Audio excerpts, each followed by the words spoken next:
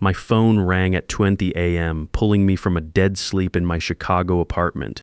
The caller ID showed Danny's number, but when I answered, all I heard was whispering and the sound of someone trying not to cry. Tyler, came my twin brother's voice, barely audible. Tyler, I can't do this anymore. I'm hiding in the garage. She's gonna put me in a home tomorrow. Linda found the papers. She says I'm too old to live alone. I sat up straight, every muscle in my body going tense. Danny and I are identical twins, 58 years old, but our lives couldn't be more different. I own a construction company here in Chicago, built it from nothing over 30 years. Danny stayed in Atlanta, running the auto shop our older brother Rick left him when he died 8 years ago, or at least he was supposed to be running it. Danny, what's happening? Talk to me. It's Linda, he whispered. Rick's widow, she moved in after the funeral, said she needed help with the kids. But Tyler, she's taken over everything. The shop, the house, my bank accounts, her son Mason. He hits me when I don't do what they want. My name is Tyler Bennett, and I've never let anyone walk over me in my life. But my brother Danny, he's got the same face as me, but a completely different heart. Where I learned to fight, he learned to fix things. Where I learned to be hard, he stayed soft.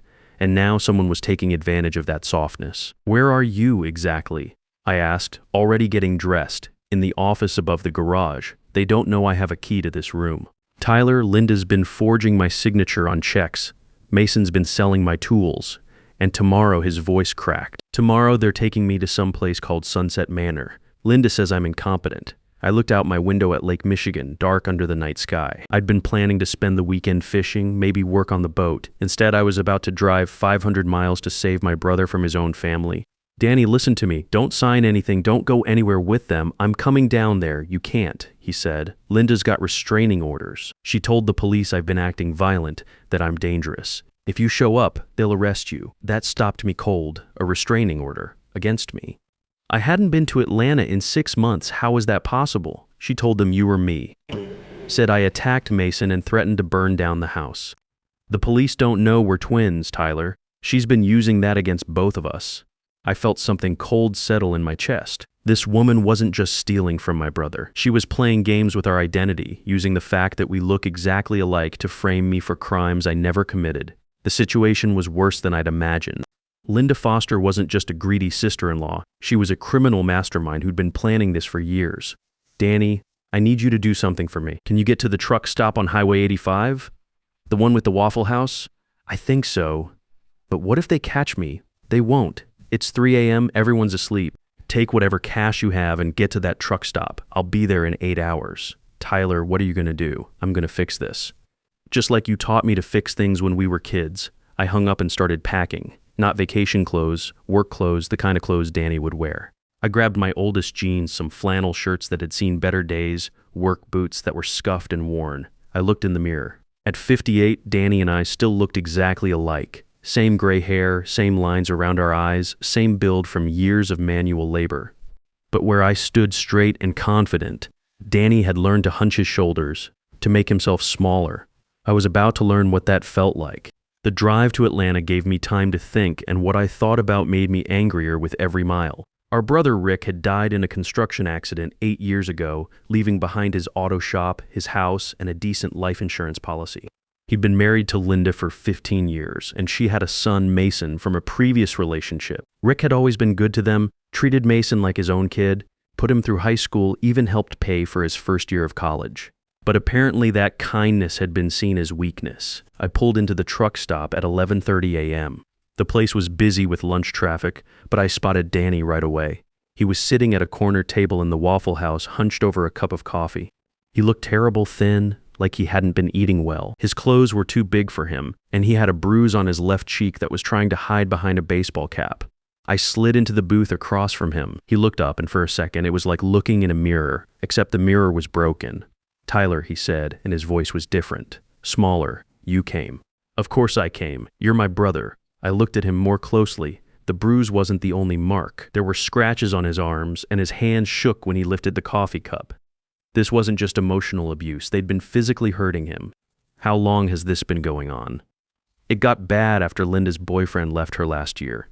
Mason dropped out of college, moved back home. They started treating me like I was in the way. He paused, looking around the restaurant nervously. The shop's barely breaking even now.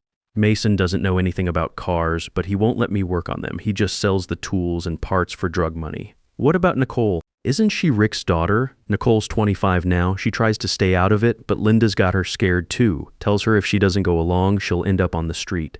I leaned back in the booth, processing this. Rick had left the shop and the house to Danny, with the understanding that Linda and the kids could stay as long as they needed. It was supposed to be temporary.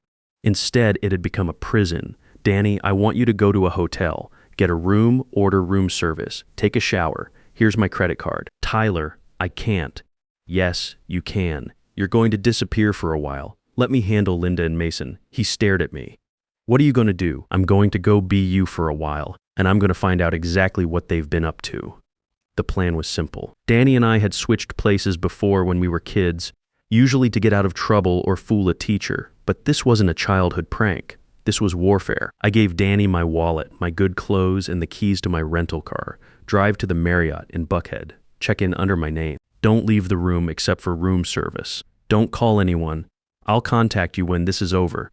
Tyler, what if something happens to you? Nothing's going to happen to me. I'm not the one who's been broken down for 8 years. I'm not the one who's learned to be afraid. I drove Danny's beat-up truck back to the house on Maple Street. It was a nice neighborhood, the kind of place where people minded their own business but noticed when something was wrong. The houses were well-maintained with neat lawns and mature trees. Rick had been proud of this neighborhood. The house itself was a 1960s ranch-style brick with white trim sitting on about an acre of land. There was a detached garage in the back that housed the auto shop, and I could see why a developer might be interested in the property. It had good street access and plenty of room for expansion. I parked in the driveway and sat for a minute, getting into character. Danny walked differently than I did. Slower, less confident, his shoulders slumped. He looked at the ground when people talked to him. I practiced in the rearview mirror, letting my face go slack, my eyes lose focus. The front door opened before I could even get out of the truck. Linda Foster stood there, and I have to say, she was not what I expected. She was 58, well-dressed in a way that suggested money, and she carried herself like she owned the world. Her hair was professionally done, her nails were perfect, and she was wearing jewelry that looked expensive. Too expensive for a woman living on an auto mechanics charity. "Where have you been?" she called out. Not moving from the doorway. "I've been calling you for hours." I got out of the truck slowly, keeping my head down. "Sorry, Linda. I had to go to the parts store." "The parts store doesn't open until 8. It's noon, Danny." "Don't lie to me." I walked toward the house, noting the way she positioned herself in the doorway, forcing me to squeeze past her. It was a power play. She wanted me to know who was in charge. The inside of the house had changed since Rick's funeral. The comfortable, lived-in feeling was gone. Everything was too clean, too organized. The family photos were mostly gone, replaced by pictures of Linda and Mason at various events. Rick's favorite recliner was still there, but it looked out of place now, like a museum piece in a showroom. "Mason wants to talk to you," Linda said, closing the door behind me. "He's in the living room." I walked into the living room and got my first look at Mason Clark. He was 28, tall and soft-looking, the kind of guy who'd never done a day of manual labor in his life. He was sitting in Rick's old recliner, playing some game on his phone, and he didn't look up when I came in. "Mason," Linda said sharply, "Danny's here." Mason looked up, and I saw something in his eyes that made my blood run cold. It wasn't anger or frustration, it was contempt. Pure undiluted contempt. "Where's my money, old man?" he said, not moving from the chair. "What money? Don't play stupid with me. I know you've got cash hidden somewhere. You've been holding out on us." I stood there, letting the silence stretch. This was information I needed. "I told you," I said, keeping my voice quiet. "The shop's not making any money. Business has been slow." Mason stood up fast, and I tensed, ready for a fight, but I had to remember I was Danny. "Danny wouldn't fight back. That's bull, and you know it," Mason said, stepping into my space. "I saw the books. There's money coming in. Where is it going?" The truth hit me then. They weren't just stealing from Danny. They thought he was stealing from them. In their minds, everything Rick had left belonged to them. And Danny was just the caretaker who was supposed to hand it over. "The money goes to bills," I said. "Insurance, utilities, property taxes." Mason's hand shot out and grabbed my shirt. Up close, I could smell alcohol on his breath, even though it was the middle of the day. "Listen, you senile old fool. My mom's been taking care of you out of the goodness of her heart, but that's over. You're going to sign the shop over to me, and you're going to do it today. I looked into his eyes and saw something that made me realize this was worse than I'd thought. Mason wasn't just greedy, he was desperate. And desperate people do dangerous things. I can't sign over the shop, I said. It's not that simple. It is that simple. Mom's got the papers all drawn up. You sign, or we put you in a home where you belong. Linda appeared in the doorway. Mason, don't upset him. The social worker is coming tomorrow. We need him calm. A social worker. They were really going through with this. What social worker? I asked. Linda smiled, and it was the coldest thing I'd seen in years. Mrs. Williams from Adult Protective Services. She's coming to evaluate your living situation. We've been documenting your episodes for months now. The times you've gotten confused, the times you've been aggressive. I haven't been aggressive, haven't you? She pulled out her phone and showed me a video. It was security footage from somewhere showing a man who looked exactly like me arguing with someone off camera. The man in the video was clearly agitated, pointing and gesturing. It took me a second to realize what I was looking at. It was Danny, but the timestamp showed it was from 6 months ago. They'd been recording him, documenting every moment of frustration, every time he tried to stand up for himself, and they were going to use it to prove he was mentally incompetent. The social worker is going to see that you can't take care of yourself, Linda continued, and then we can get you the help you need. What kind of help? There's a nice facility about an hour outside the city. Very peaceful. They specialize in people with cognitive issues. I understood now. They weren't just stealing his money. They were going to have him declared incompetent so they could steal everything legally. The shop, the house, his savings, everything Rick had meant for him to have. I need to think about this, I said. Mason's grip on my shirt tightened. There's nothing to think about, old man. You sign the papers or tomorrow you're gone either way. I looked at Linda, standing in the doorway with her perfect hair and her cold smile. I looked at Mason, holding my shirt like he owned me, and I made a decision. I was going to destroy them.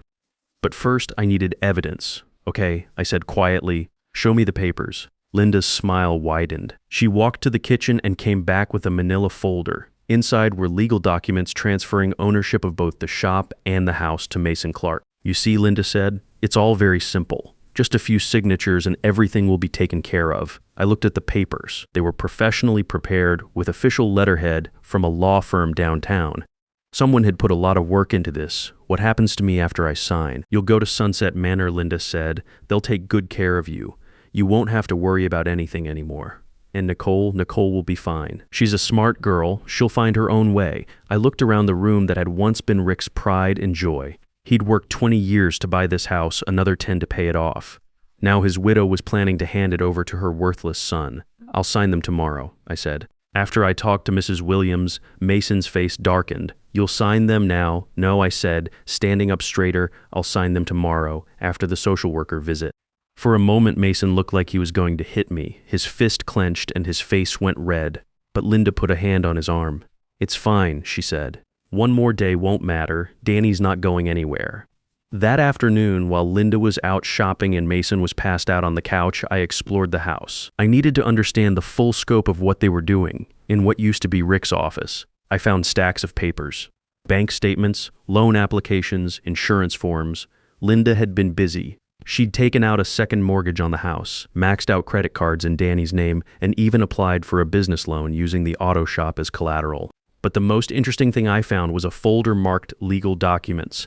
Inside were the papers Mason had mentioned, transferring ownership of the shop to him. But there was also something else, a new life insurance policy on Danny, taken out just 3 months ago. The beneficiary was listed as Linda Foster, and the payout was $200,000. I sat back in the desk chair, feeling pieces click into place. They weren't just planning to steal his assets, they were planning for him to die. I took photos of everything with my phone, being careful to put the documents back exactly as I'd found them. Then I went to check out the garage. The auto shop was in a separate building behind the house. Rick had been proud of this place, and it showed, even neglected as it was now. I could see the care that had gone into setting it up. Professional-grade lifts, quality tools, organized workbenches. Or at least it had been organized. Now it was a mess. Tools were missing, parts were scattered everywhere, and there was trash piled in the corners. Mason had been telling the truth about one thing: he was selling the equipment. But that wasn't the worst part. The worst part was the apartment above the garage. Rick had built it as a guest space, but now it was clearly being used as Danny's bedroom. There was a single mattress on the floor, a space heater that looked like a fire hazard, and one small window that had been painted over. They'd been making my brother live in what was essentially a storage room. I heard footsteps on the stairs behind me. I turned to see Nicole Barnes, Rick's daughter, coming up from the garage. She was 25, with her father's dark hair and serious eyes. She stopped when she saw me, and I could see the fear flash across her face. "Uncle Danny," she said quietly, "I didn't know you were up here, just checking on things." I said, trying to sound like Danny, "How are you doing, sweetheart?" She looked around the small space, and I saw something like shame in her expression. "I'm sorry about this. I know it's not right. It's okay. No, it's not." She stepped closer, lowering her voice. "Uncle Danny, I want you to know that I never agreed with any of this. But Linda says if I don't go along, she'll throw me out too, and I can't afford my own place yet." I studied her face. She looked tired, stressed, like someone carrying a weight she wasn't strong enough for. "What exactly has she told you?" I asked. Nicole glanced toward the stairs, making sure we were alone. "She says you're getting sick, that you can't take care of yourself anymore. She shows me videos of you getting confused or angry, and she says it's only going to get worse. What do you think?" She was quiet for a long moment.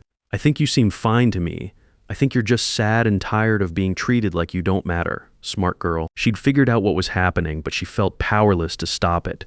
"Nicole, if something were to happen to me, what would you do? What do you mean? If I wasn't here anymore, if Linda got what she wanted, where would that leave you?" She looked out the small window, and I could see her trying to work it out. "I guess I'd be stuck with them. Linda's not going to take care of me once she gets what she wants. And Mason," she shuddered. "Mason scares me, Uncle Danny. When he drinks, he gets mean. I made a decision. Nicole, I want you to know something. Whatever happens in the next few days, you don't have to choose between them and me. There's another option. What option? You'll see.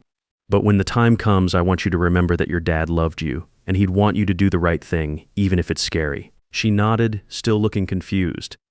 "Uncle Danny, are you feeling okay? You seem different today." I had to be more careful. Danny's own niece was picking up on the change in my demeanor. "I'm just tired," I said, tired of being afraid. That evening, I sat in Danny's makeshift bedroom and made plans. I had evidence of financial fraud, but I needed more. I needed them to incriminate themselves, and I needed it on record. I called my attorney in Chicago, Nathan Brooks. Nathan and I had done business together for years, and I trusted him completely. "Tyler, what can I do for you? I need your help with something complicated, and probably illegal." "What kind of illegal?" "Elder abuse, financial fraud, maybe conspiracy." "How fast can you get to Atlanta? If it's serious, I can be there tomorrow." "What's going on?" I explained the situation, and Nathan listened without interruption. When I finished, he was quiet for a moment. "Tyler, what you're describing could land these people in prison, but it could also get you in trouble if you handle it wrong. That's why I need you here. I want everything legal, everything by the book, but I also want them stopped. What's your timeline?" "The social worker comes tomorrow afternoon. After that, I might not have another chance. I'll be on the first flight out. And Tyler, be careful. If they're desperate enough to plan what you think they're planning, they might do something stupid if they feel cornered." I spent that night going through Rick's old files, learning everything I could about the business and the property. What I found was even worse than I'd thought. Rick had left Danny well set up, the shop was profitable, the house was paid off, and there was a substantial savings account. But over the past 8 years, Linda had systematically drained it all. The shop had been bringing in about $8,000 a month before Linda and Mason took over. Now it was barely making $2,000. The difference wasn't hard to figure out. Mason had been selling tools and equipment, and Linda had been diverting customer payments into her personal accounts. Danny's savings account, which had held $85,000 when Rick died, was down to $1,200. The credit cards in his name were maxed out. Even worse, Linda had been using the property as collateral for loans that Danny knew nothing about. They'd stolen nearly $200,000 from him over 8 years. And now they wanted him declared incompetent so they could steal the rest. Around midnight, I heard voices from the house. I crept to the window and looked across the yard. Linda and Mason were in the kitchen, talking in urgent whispers. I couldn't hear what they were saying, but their body language suggested they were arguing about something. I needed to get closer. The back door of the house had a key hidden under a fake rock. Danny had told me about it during one of our phone calls. I slipped out of the garage apartment and made my way across the yard, staying in the shadows. The kitchen window was open, and I could hear their conversation clearly now. "Can't wait much longer," Mason was saying. "If that social worker doesn't approve the commitment, we're screwed." She will, Linda replied. I've got enough documentation to prove he's incompetent. The videos, the medical records from Dr. Thompson. That name rang a bell from the insurance paperwork I'd seen earlier. What if she doesn't? What if the old fool convinces her he's fine? Then we move to plan B. You sure about this, Mason? We're $50,000 in debt. The house has a second mortgage I can't pay. If we don't get control of Danny's assets, we lose everything. And if something happens to him, then we collect the insurance money and sell the property. Either way, we're covered. I felt my blood run cold. They were talking about murder like it was a business decision. How would we make it look like an accident? Mason asked. Old people have accidents all the time. They fall downstairs, they have heart attacks, they forget to turn off the gas stove. With his documented mental problems, no one would question it.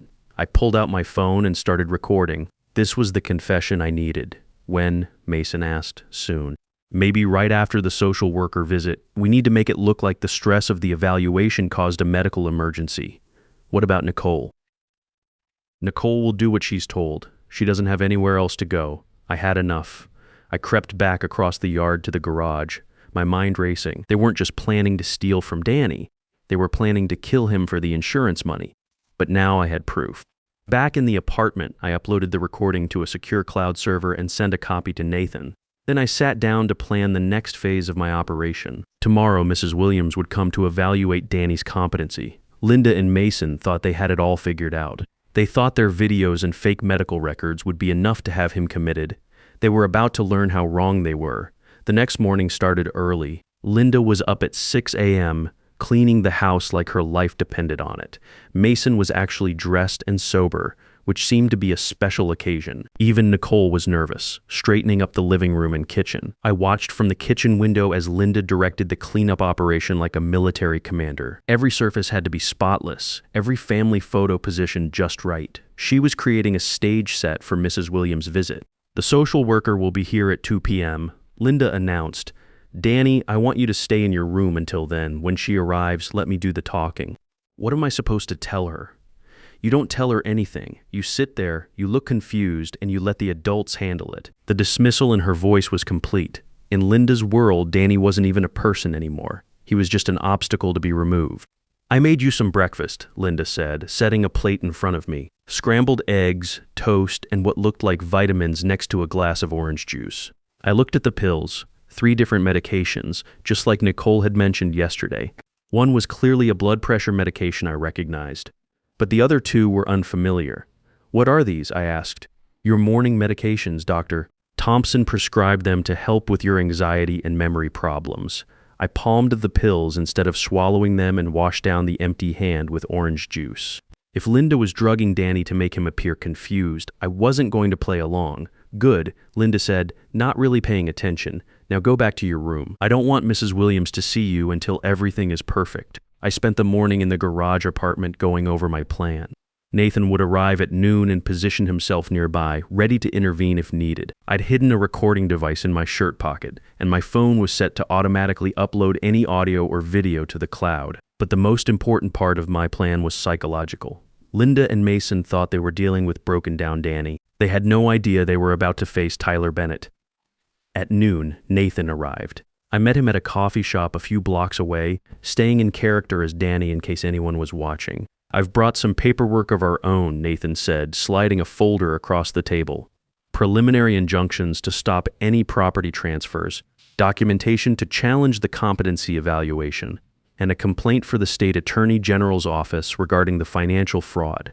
How long will it take to process all that? If we can prove fraud, we can get emergency orders within 24 hours. But Tyler, we need more than documents. We need them to admit what they're doing. That's where this comes in. I showed him the small recording device I'd bought the night before. Georgia is a one-party consent state, right? For recording? Yes, as long as you're part of the conversation, but be careful how you use that. If it looks like entrapment, it won't be admissible. It won't be entrapment. They're going to incriminate themselves because they can't help bragging about how clever they are.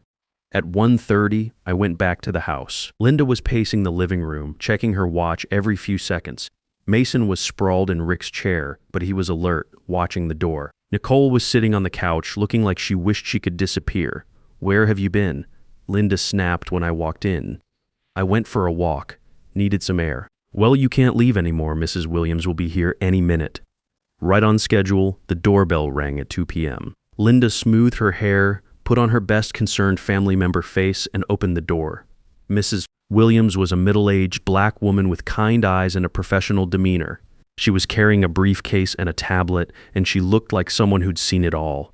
Mrs. Foster, I'm Janet Williams from Adult Protective Services. We spoke on the phone. Of course, please come in. We're so grateful you could come out here. We're really worried about Danny. Mrs. Williams stepped into the living room and looked around. Her gaze took in the clean, organized space, the family photos, the general appearance of a well-maintained home. Where's Mr. Bennett, Danny? Linda called out. Could you come here, please? I walked into the living room, making sure to move normally, keeping my head up. Mrs. Williams stood and extended her hand. Mr. Bennett, I'm Janet Williams. I'm here to talk with you about how things are going. I shook her hand and made direct eye contact. Nice to meet you, Mrs. Williams. Could we sit down and chat for a few minutes? Linda immediately jumped in. Of course. Danny, sit here. She indicated the couch. Mrs. Williams, can I get you some coffee? Tea? Coffee would be nice. Thank you. While Linda went to the kitchen, Mrs. Williams sat across from me and opened her tablet. I could see her noting my posture, my clear speech, my direct eye contact. Mr. Bennett, how are you feeling today? I'm doing well, thank you for asking. Are you comfortable living here? I glanced toward the kitchen where Linda was clearly listening to every word. It's been challenging lately. Can you tell me about the challenges? Linda came back with the coffee, setting it on the coffee table and hovering nearby. Well, I said carefully, there have been some disagreements about my ability to manage my own affairs. Mrs. Williams made a note on her tablet. What kind of disagreements? Linda and Mason think I should sign over the auto shop to Mason? They think I'm too old to run a business. And what do you think? I think I'm perfectly capable of making my own decisions. The shop has been in my family for years. My brother Rick built it up from nothing, and he left it to me to continue his work. Linda stepped forward. Danny's been having episodes, Mrs. Williams. Memory problems, confusion. Last week, he forgot to turn off the equipment in the shop. The week before, he got lost coming back from the grocery store. Is that true, Mr. Bennett? I looked directly at Mrs. Williams. I've never gotten lost going to the grocery store. I've been shopping at the same Kroger for 8 years. As for the shop equipment, I've been working with automotive tools for 35 years. I don't forget to turn things off. Mrs. Williams was making notes, and I could see Linda getting nervous. Mrs. Foster, Mrs. Williams said, You mentioned on the phone that you have documentation of Mr. Bennett's declining mental state. Could I see that? Linda reluctantly produced her phone and showed Mrs. Williams the video she'd been collecting. I watched the social worker's face as she reviewed the footage. These videos show Mr. Bennett having what appear to be normal emotional reactions to stressful situations. Mrs. Williams said finally, I don't see evidence of cognitive impairment. But the anger appears to be situational. In several of these videos, it looks like he's responding to being yelled at or confronted about something. Mason stood up abruptly. Look, lady, the old man can't take care of himself. He's confused, he's making bad decisions, and he's becoming a danger to himself and others. Mrs. Williams turned her attention to Mason. Are you family, Mr. Clark? Mason Clark, I'm Linda's son, and what's your role in Mr. Bennett's care? I help my mother look after him. Someone has to. And what does that involve? Mason looked uncomfortable being questioned directly, making sure he doesn't hurt himself, making sure the bills get paid, making sure he takes his medications. What medications, Mrs. Williams asked. Turning back to me, I saw my opening. I'd like to know that myself. Linda gives me pills every morning, but I don't know what they are. Linda's face went pale. Danny, you know what they're for. Dr. Thompson prescribed them for your anxiety and memory issues. Mrs. Foster, Mrs. Williams said, could I see these medications? Linda had no choice. She went to the kitchen and came back with 3 pill bottles. Mrs. Williams examined each one carefully. Mr. Bennett, do you remember taking these this morning? Linda gave them to me with breakfast. She said they were for anxiety and memory problems. Mrs. Williams read the labels. One of these is lorazepam, a powerful sedative. Another is Risperdal, an antipsychotic medication. Mr. Bennett, have you been diagnosed with anxiety disorder or any psychiatric condition? I looked at Linda, then back at Mrs. Williams. Not that I know of. I've never seen a psychiatrist. Dr. Thompson isn't a psychiatrist, Mrs. Williams noted. According to the label, he's a general practitioner. These are medications that typically require specialist supervision. Linda was sweating now. Danny gets confused about his medical history. Dr. Thompson has been very thorough in his evaluation. Mrs. Foster, Mrs. Williams said firmly, "I'd like to speak with Mr. Bennett alone for a few minutes. Would that be possible?" Linda and Mason exchanged panicked looks. They clearly didn't want to leave me alone with the social worker, but they couldn't refuse without looking suspicious. "Of course," Linda said. "We'll be in the kitchen if you need anything." Once we were alone, Mrs. Williams leaned forward and spoke quietly.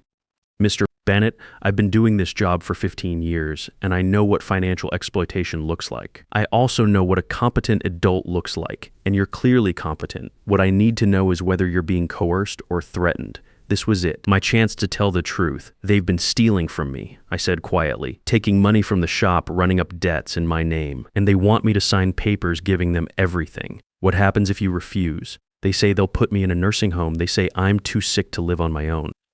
Mrs. Williams nodded. "Mr. Bennett, these medications you've been taking, they can cause confusion, memory problems, and disorientation. If you've been taking them daily, without proper medical supervision, that could explain any episodes of confusion that have been documented."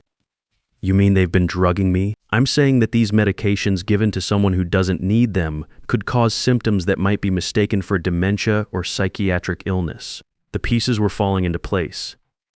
Danny's confusion, the videos Linda had been taking, the documented episodes, it was all artificially induced by the medications. "Mrs. Williams, there's something else you should know. They've taken out a life insurance policy on me, $200,000 with Linda as the beneficiary." Her expression darkened. "When was this policy taken out?" 3 months ago. I never signed anything, never agreed to it." Mrs. Williams was writing furiously on her tablet. "Mr. Bennett, I'm going to recommend against any placement at this time. You don't meet the criteria for incompetency, and there's clear evidence of financial exploitation. But I want you to know that if you ever feel threatened or unsafe, you can call our office directly." She handed me a business card. "Do you have somewhere else you could stay if you needed to?" "I have a brother in Chicago." "Good. I'm going to make some notes in my report, and I may need to follow up with some additional visits. I'm also going to recommend that someone from our financial crimes unit review your situation." When Linda and Mason came back, Mrs. Williams' news hit them like a physical blow. "I'm not recommending placement at this time," she said. "Mr. Bennett appears to be competent and capable of making his own decisions about his living situation." Linda's face went white. But the confusion, what I observed today, was an elderly man who's being pressured to make decisions he's not comfortable with. That's not the same as cognitive impairment. Mason stepped forward and I could see the desperation in his eyes. "You don't understand. He can't take care of the business. He's going to lose everything. That's his decision to make," Mrs. Williams said firmly. "As long as he's competent, he has the right to manage his own affairs, even if others disagree with his choices." "What about the medications?" Linda asked. "I'm recommending that Mr. Bennett see a qualified psychiatrist for a proper evaluation before continuing any of these prescriptions. Some of these medications can be dangerous if not properly monitored." After Mrs. Williams left, the house fell into an ugly silence. Linda sat on the couch, staring at the wall. Mason paced the living room like a caged animal. Nicole had disappeared into her room. Finally, Mason exploded. "This is bullshit," he shouted, kicking the coffee table. "We've been taking care of this old fool for 8 years, and now some social worker says we can't protect our own investment." "Keep your voice down," Linda hissed. "The neighbors will hear. I don't care who hears. I'm not losing everything because some government worker thinks the old man can take care of himself." I sat in the corner watching them fall apart. The recording device in my pocket was capturing every word. "We need to think about this," Linda said. "There has to be another way." "There's another way," Mason said, his voice dropping to a dangerous whisper. "And you know what it is." Linda looked at him sharply. "Don't say that. Why not? It's what we've been planning anyway." "The social worker just moved up our timeline." Nicole's voice came from the hallway. "What are you talking about?" Everyone turned. Nicole stood in the doorway, her face pale. "Nothing," Linda said quickly. "Go back to your room." I heard what Mason said. "You're planning something to hurt Uncle Danny." Mason turned on her, his face twisted with anger. "You better keep your mouth shut, little girl. You're not exactly innocent in all this. You've been living off his money just like the rest of us." "I never wanted this," Nicole said, her voice shaking. "I never agreed to any of this." "Well, you're in it now," Mason snarled, "and if you say one word to anyone, you'll be out on the street with nothing. Your choice." Nicole looked at me, and I could see the terror in her eyes. She was trapped just like Danny had been. Just like I was pretending to be. I'm going for a walk, I said, standing up slowly. No, Linda said sharply. You're not leaving this house. I need some air. You need to stay put. We're going to have a family meeting and we're going to figure this out once and for all. Mason moved to block the front door. She's right, old man. Time for you to face facts. I looked at both of them. These people who were planning to murder my brother for money, and I made a decision. Okay, I said, let's have that meeting. We sat in the living room, and Linda took charge. She had a legal pad and a pen, like this was a business meeting instead of a conspiracy to commit murder. Danny, here's the situation, she began. The social worker may have said you're competent, but that doesn't change the facts. You can't run the shop anymore. You can't maintain the house, and you're sitting on assets that could help all of us. What kind of help, I asked. If you voluntarily sign the property over to us, we can use it to get our finances back on track. Mason can take over the shop, make it profitable again. You can move somewhere more appropriate for someone your age, like Sunset Manor, like a nice retirement community where you'd have people to take care of you. I pretended to consider this, and what if I don't want to sign? What medications? Mrs. Williams asked. Turning back to me, I saw my opening. I'd like to know that myself. Linda gives me pills every morning, but I don't know what they are. Linda's face went pale. Danny, you know what they're for? Dr. Thompson prescribed them for your anxiety and memory issues. Mrs. Foster, Mrs. Williams said, could I see these medications? Linda had no choice. She went to the kitchen and came back with 3 pill bottles. Mrs. Williams examined each one carefully. Mr. Bennett, do you remember taking these this morning? Linda gave them to me with breakfast. She said they were for anxiety and memory problems. Mrs. Williams, read the labels. One of these is lorazepam, a powerful sedative. Another is Risperdal, an antipsychotic medication. Mr. Bennett, have you been diagnosed with anxiety disorder or any psychiatric condition? I looked at Linda, then back at Mrs. Williams. Not that I know of. I've never seen a psychiatrist. Dr. Thompson isn't a psychiatrist, Mrs. Williams noted. According to the label, he's a general practitioner. These are medications that typically require specialist supervision. Linda was sweating now. Danny gets confused about his medical history. Dr. Thompson has been very thorough in his evaluation. Mrs. Foster, Mrs. Williams said firmly, I'd like to speak with Mr. Bennett alone for a few minutes. Would that be possible? Linda and Mason exchanged panicked looks. They clearly didn't want to leave me alone with the social worker, but they couldn't refuse without looking suspicious. Of course, Linda said, we'll be in the kitchen if you need anything. Once we were alone, Mrs. Williams leaned forward and spoke quietly. Mr. Bennett, I've been doing this job for 15 years, and I know what financial exploitation looks like. I also know what a competent adult looks like, and you're clearly competent. What I need to know is whether you're being coerced or threatened. This was it. My chance to tell the truth. They've been stealing from me, I said quietly, taking money from the shop, running up debts in my name, and they want me to sign papers giving them everything. What happens if you refuse? They say they'll put me in a nursing home. They say I'm too sick to live on my own. Mrs. Williams nodded. Mr. Bennett, these medications you've been taking, they can cause confusion, memory problems, and disorientation. If you've been taking them daily without proper medical supervision, that could explain any episodes of confusion that have been documented. You mean they've been drugging me? I'm saying that these medications given to someone who doesn't need them could cause symptoms that might be mistaken for dementia or psychiatric illness. The pieces were falling into place. Danny's confusion, the videos Linda had been taking, the documented episodes, it was all artificially induced by the medications. Mrs. Williams, there's something else you should know. They've taken out a life insurance policy on me, $200,000 with Linda as the beneficiary. Her expression darkened. When was this policy taken out? 3 months ago. I never signed anything, never agreed to it. Mrs. Williams was writing furiously on her tablet. Mr. Bennett, I'm going to recommend against any placement at this time. You don't meet the criteria for incompetency, and there's clear evidence of financial exploitation. But I want you to know that if you ever feel threatened or unsafe, you can call our office directly. She handed me a business card. Do you have somewhere else you could stay if you needed to? I have a brother in Chicago. Good. I'm going to make some notes in my report, and I may need to follow up with some additional visits. I'm also going to recommend that someone from our financial crimes unit review your situation. When Linda and Mason came back, Mrs. Williams' news hit them like a physical blow. I'm not recommending placement at this time, she said. Mr. Bennett appears to be competent and capable of making his own decisions about his living situation. Linda's face went white.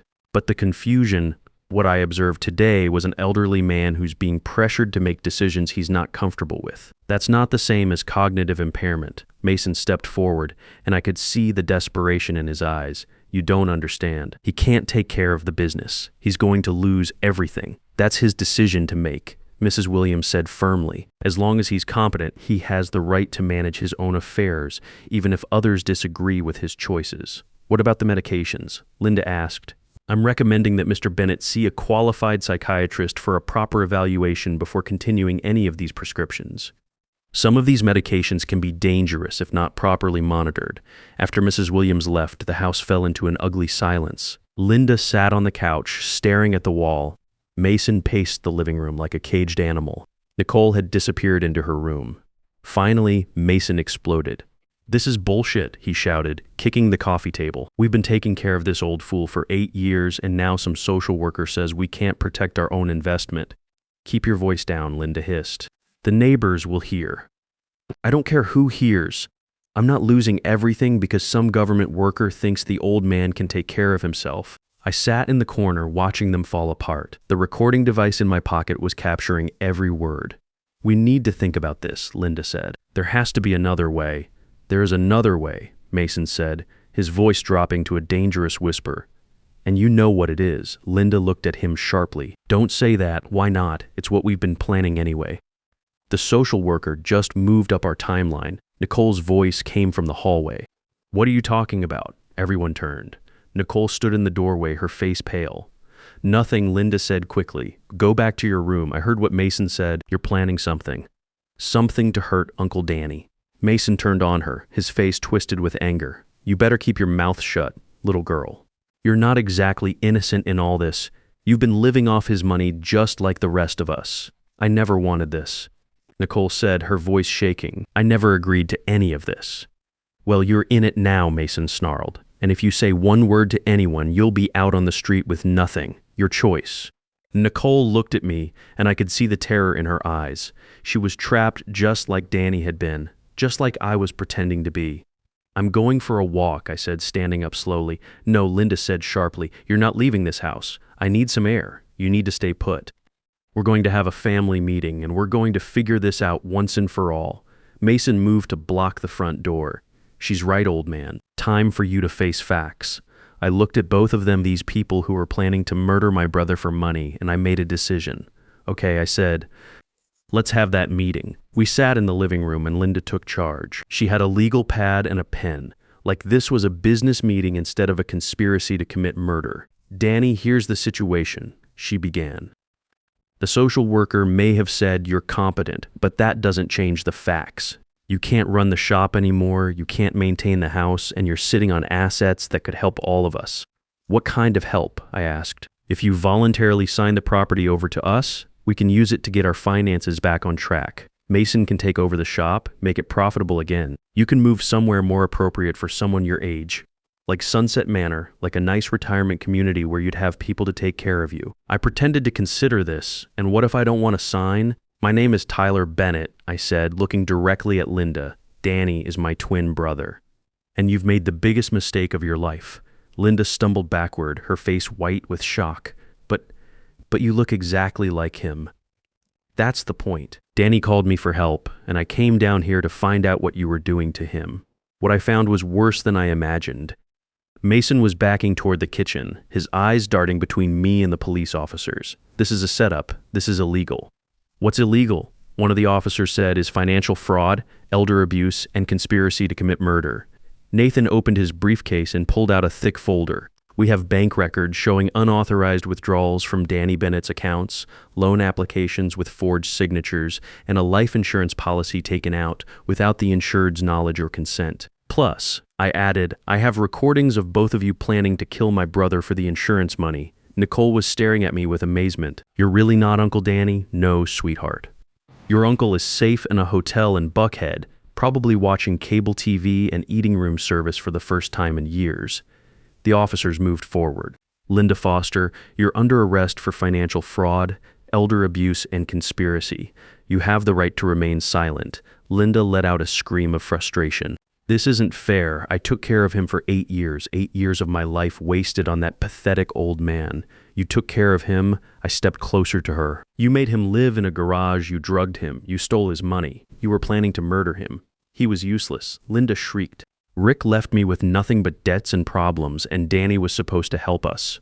Instead, he just sat there feeling sorry for himself while we struggled. Rick left you a house, a business, and a family. You destroyed all of it because you're greedy. The officer was putting handcuffs on Linda when Mason made his move. He bolted toward the back door, shoving past Nicole and knocking over a lamp. Stop, the second officer called out, but Mason was already through the door. I was closer.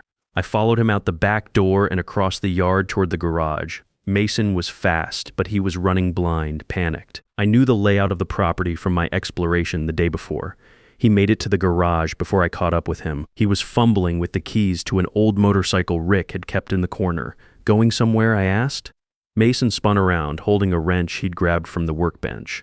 Stay back, old man, I'll crack your skull. No, you won't. I walked toward him slowly, keeping my hands visible. Mason was sweating, his eyes wild with desperation. I had it all figured out, he said. The perfect plan. Get the old fool declared incompetent. Take over his assets, then have a tragic accident. We would have been set for life. Except the old fool wasn't as helpless as you thought. You're not him. You tricked us. I saved him. There's a difference. Mason swung the wrench at my head. I ducked and grabbed his wrist, twisting until he dropped the tool. Then I shoved him hard against the workbench. It's over, Mason. The police officers appeared in the garage doorway. Mr. Bennett, step away, please. I let go of Mason and moved back. The officers took him into custody, reading him his rights as they cuffed him. This isn't over, Mason said as they led him away.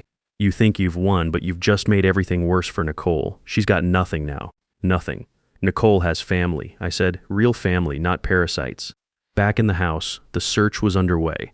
The officers were photographing documents, bagging evidence, and documenting everything. Nathan was overseeing the process, making sure our case was airtight. Nicole sat on the couch, looking lost. The only family she'd known for 8 years had just been arrested, and she was trying to process what it all meant. What happens to me now? She asked. That's up to you, I said, sitting down next to her. You're 25, you can make your own choices, but you don't have to be afraid anymore. Where will I live? This house. If Uncle Danny gets it back, will he want me to stay? Nicole, your Uncle Danny loved you before any of this happened. He loves you now. What Linda and Mason did to him doesn't change how he feels about you. But I went along with it. I let them hurt him. You were scared. You were trying to survive in a bad situation. That's not the same as being responsible for what they did. Nathan came over with a clipboard. Nicole, we'll need your statement about what you witnessed. But I want you to know that you're not in any legal trouble. You're actually going to be a key witness in helping us build the case against Linda and Mason. What will happen to them? If they're convicted on all charges, Linda could face 5 to 7 years in prison. Mason could face 10 to 15 years because of the violence and the murder conspiracy.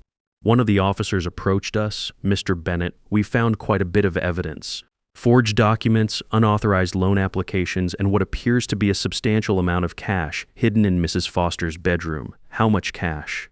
About $30,000. We'll need to determine where it came from, but it's likely stolen from your brother's accounts.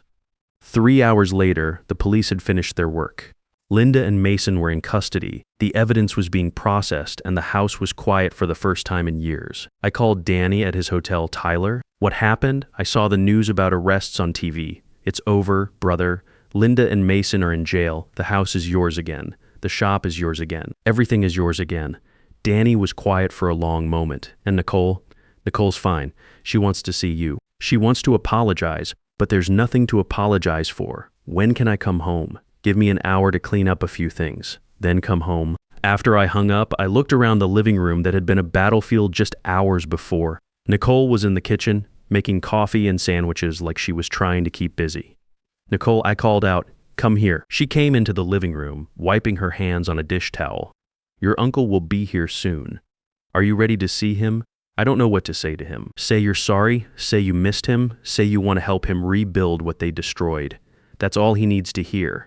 Tyler, thank you, if you hadn't come here. Family takes care of family, Nicole. That's what we do. The doorbell rang. I opened it to find Danny standing on the porch, looking like a different man than the one I'd met at the truck stop. He was wearing clean clothes, his hair was combed, and he was standing straight. But the most important change was in his eyes. The fear was gone. But this isn't just about surviving what happened to us.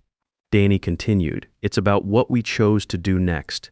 We could have stayed angry. We could have let what Linda and Mason did define the rest of our lives. Instead, we decided to build something better. He gestured around the shop. This place represents more than just a business.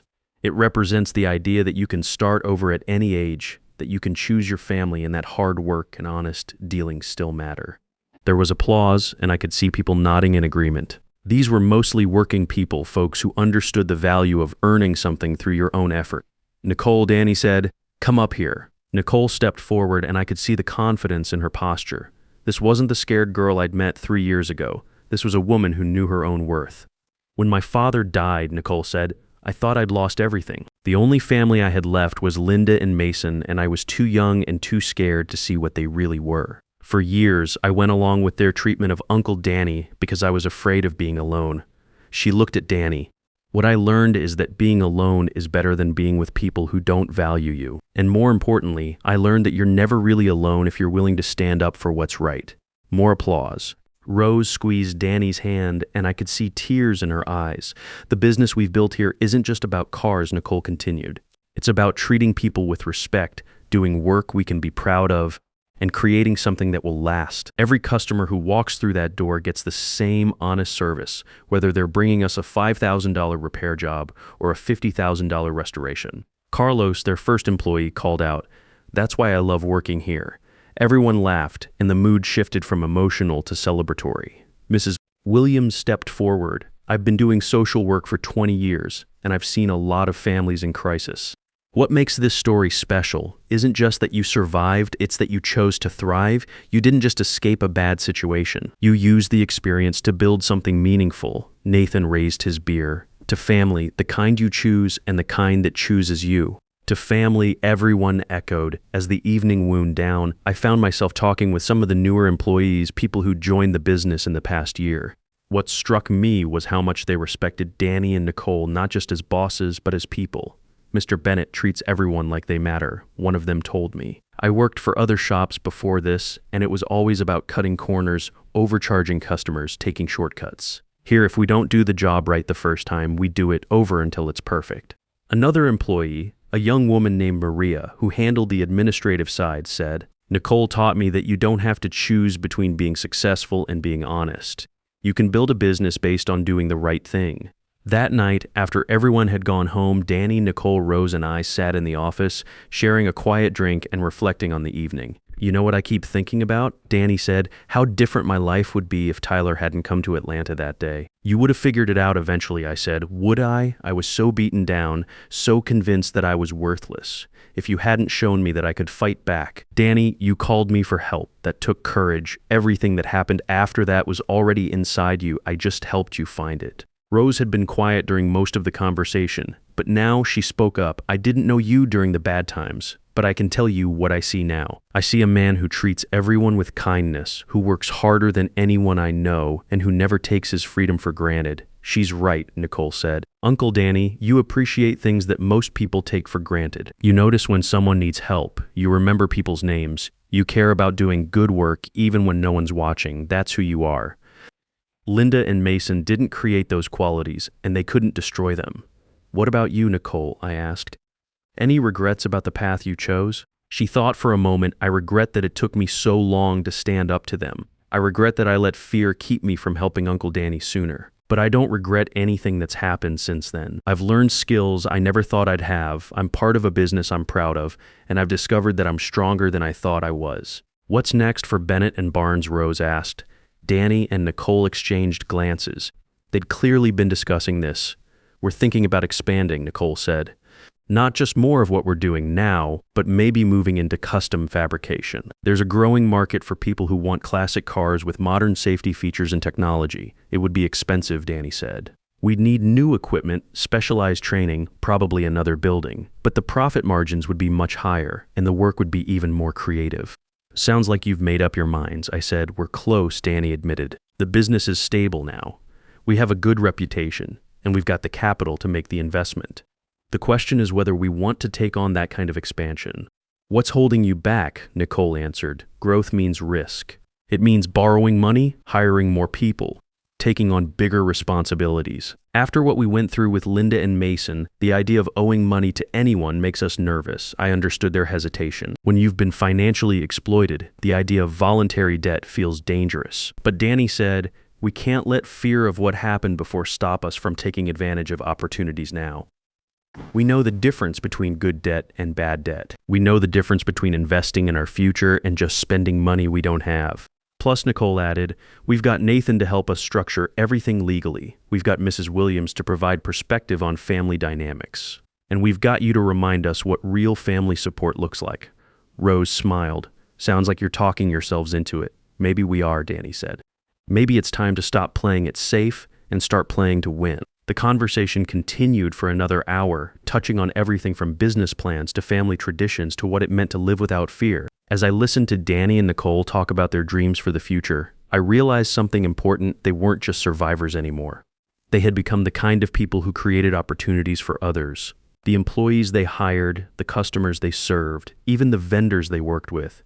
Everyone who came into contact with Bennett and Barnes was treated better because of the values Danny and Nicole had chosen to embrace. That's what recovery really looks like. It's not just about getting back to where you were before the trauma. It's about using what you learned to build something better than what you had before. 6 months after the anniversary party, Bennett and Barnes made the decision to expand. They leased the building next to their current shop and began the process of setting up a custom fabrication department. The investment was substantial: new equipment, specialized tools, and additional staff, but the potential rewards were even greater. The expansion brought new challenges. Custom fabrication required a different skill set than restoration work.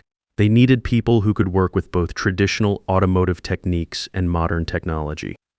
The learning curve was steep, and there were days when Danny wondered if they'd bitten off more than they could chew. Some of these projects are like solving puzzles that no one's ever solved before, Nicole told me during one of our phone calls. Yesterday, we had a customer who wanted to put a modern hybrid drivetrain in a 1969 Camaro. The engineering challenges alone are mind-boggling. Are you enjoying it? I love it. It's the difference between following a recipe and inventing a new dish. The restoration work is satisfying because you're bringing something back to its original glory. The custom work is exciting because you're creating something that's never existed before. The new department attracted attention from automotive magazines and online forums. Bennett and Barnes was featured in Classic Car Weekly and Hot Rod magazine, with articles highlighting their innovative approach to combining vintage aesthetics with modern performance. The publicity brought new customers, but it also brought new pressures. Orders started coming in from across the country, and the waiting list grew longer every month. Danny had to make decisions about how much growth was healthy and how much would compromise the quality that had built their reputation. We could hire more people, take on more projects, make more money, Danny said during one of my visits. But there's a point where you start losing control of the quality. I'd rather turn down work than deliver something we're not proud of. Nicole supported that philosophy. We've built our reputation on doing excellent work. If we sacrifice that for quick growth, we'll lose everything we've worked for. The success brought other benefits too. Danny was able to pay off the business loans ahead of schedule. He bought a house with a garage where he could tinker with his own projects. Rose moved in with him and they were talking about getting married.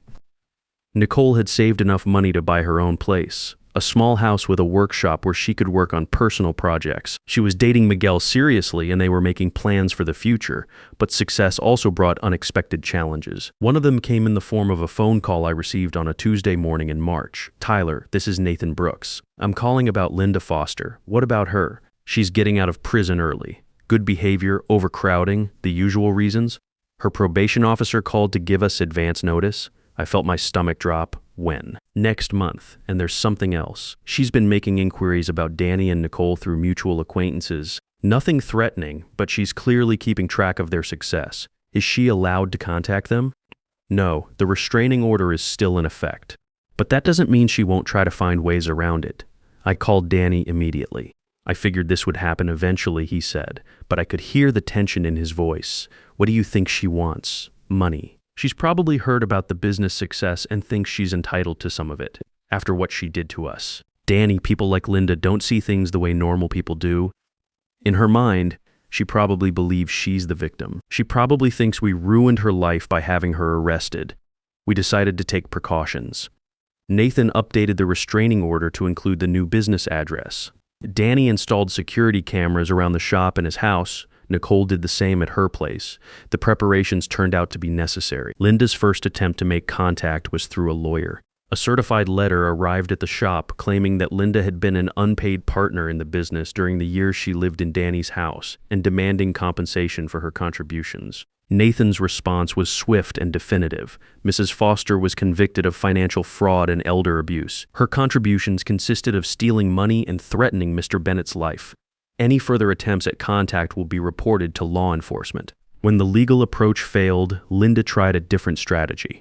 She began showing up at restaurants and shops that Danny and Nicole frequented, always careful to stay far enough away to avoid violating the restraining order, but making sure they saw her. It's psychological intimidation. Mrs. Williams explained when we consulted her, she's trying to make them feel unsafe in their own community. She wants them to know that she's watching them. The harassment escalated when Linda started approaching Bennett and Barnes customers in the parking lot. She would strike up conversations about the quality of the work, drop hints about problems with the owners, and generally try to damage their reputation. One customer called to cancel a major restoration project, saying they'd heard disturbing rumors about the shop. Another asked for reassurance about the business's stability before proceeding with a custom build. "She's attacking our livelihood," Nicole said angrily. "She's not just harassing us personally, she's trying to destroy the business we've built." That's when I decided to take action. I flew to Atlanta on a Thursday morning and went straight to the shop. Danny and Nicole were working on a 1970 Plymouth Barracuda that was getting a complete drivetrain upgrade. "Where is she staying?" I asked. "Motel about 10 miles from here," Danny said. "The police know her location because of the probation requirements." "Good. It's time to end this." I drove to the motel and found Linda sitting in the lobby reading a magazine. She looked up when I walked in, and her face went through several expressions: surprise, fear, and then a forced smile. "Tyler Bennett," she said. "I wondered when you'd show up. We need to talk." "I don't think that's a good idea. You're not exactly a neutral party in this situation." I sat down across from her. "Linda, what do you want?" "What I've always wanted. What's fair?" "Fair. You drugged my brother, stole his money, and planned to kill him. What exactly do you think you're owed?" "I took care of him for 8 years. I kept that house running. I managed his affairs. You managed his affairs into bankruptcy. You turned his home into a prison." Linda's mask slipped slightly. "That business wouldn't exist without me. If I hadn't managed things after Rick died, Danny would have lost everything years ago. The business exists because Danny is a skilled mechanic and Nicole is a hard worker. You contributed nothing but misery. I'm entitled to compensation for my time. You're entitled to exactly what the court said you were entitled to: nothing." Linda leaned forward. "I know things about that business, about how it's really run, about shortcuts they take, regulations they ignore." I stared at her. "Are you threatening to make false reports about the business?" "I'm saying that businesses like theirs get a lot of attention from regulatory agencies.